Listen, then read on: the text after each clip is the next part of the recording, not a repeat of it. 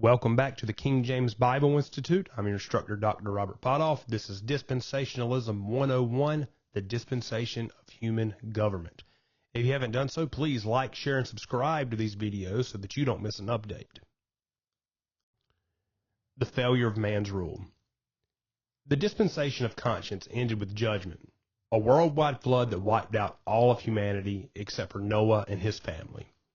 But once again, even after God's judgment, man will be given another opportunity to walk in obedience. The third dispensation, known as the Dispensation of Human Government, lasted from Genesis 9 through Genesis 11.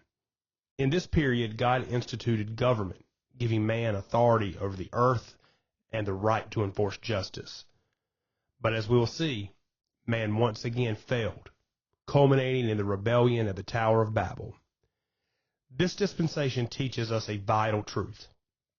No system of government, no set of laws, no human authority can restrain the sinfulness of man. Without the grace of God, man will always choose rebellion. God's revelation. New commands for a new world. After the flood, Noah and his family stepped into a new world, one that had been purged of wickedness. They were given a fresh start, with new instructions from God. Genesis chapter 9, verses 1 through 2, the Word of God says this: And God blessed Noah and his sons, and said unto them, Be fruitful, and multiply, and replenish the earth.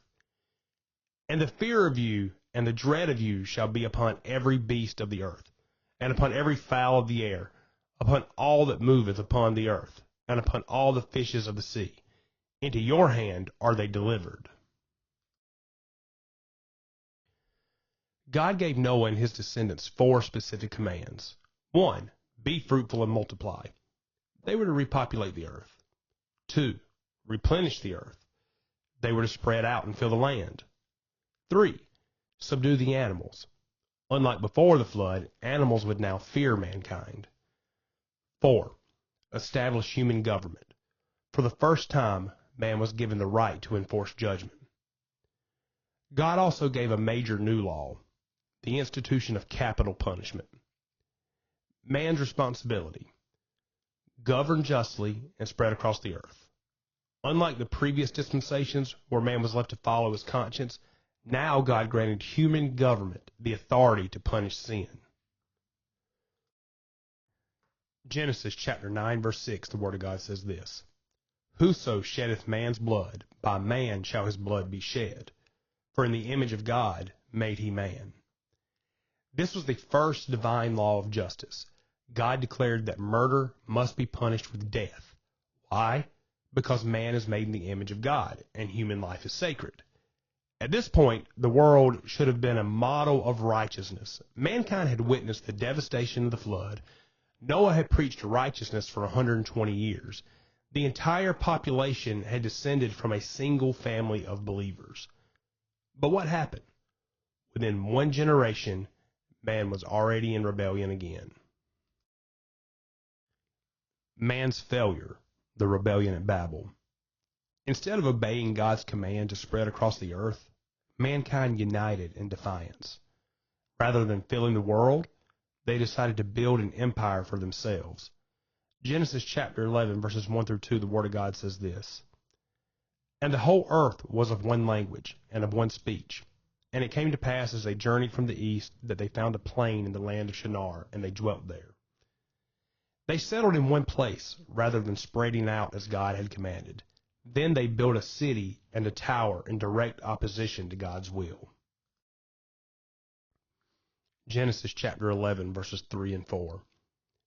And they said one to another, Go to, let us make brick, and burn them thoroughly. And they had brick for stone, and slime had they for mortar. And they said, Go to, let us build a city and a tower, whose top may reach unto heaven, and let us make us a name, lest we be scattered abroad upon the face of the whole earth. Their sin was not just building a tower. It was a direct act of rebellion against God's command to spread out and fill the earth. 3 major sins were at the heart of Babel's rebellion. 1. Pride. Let us make us a name. They sought to glorify themselves, not God. 2. Rejection of God's authority. They did not want to obey God's command to scatter. 3. Man-centered unity. They sought to establish their own kingdom independent of God. At the center of this rebellion was Nimrod, the first recorded dictator in human history. Genesis chapter 10, verses 8 through 10, the Word of God says this: And Cush begat Nimrod. He began to be a mighty one in the earth. He was a mighty hunter before the Lord. Wherefore it is said, even as Nimrod the mighty hunter before the Lord.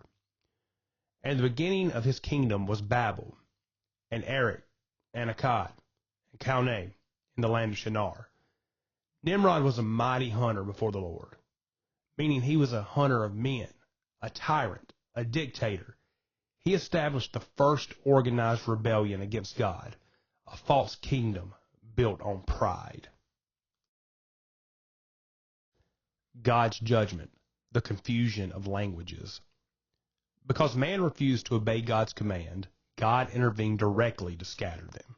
Genesis chapter 11, verses 6 through 7, the Word of God says this: And the Lord said, Behold, the people is one, and they have all one language, and this they begin to do. And now nothing will be restrained from them, which they have imagined to do. Go to, let us go down, and there confound their language, that they may not understand one another's speech.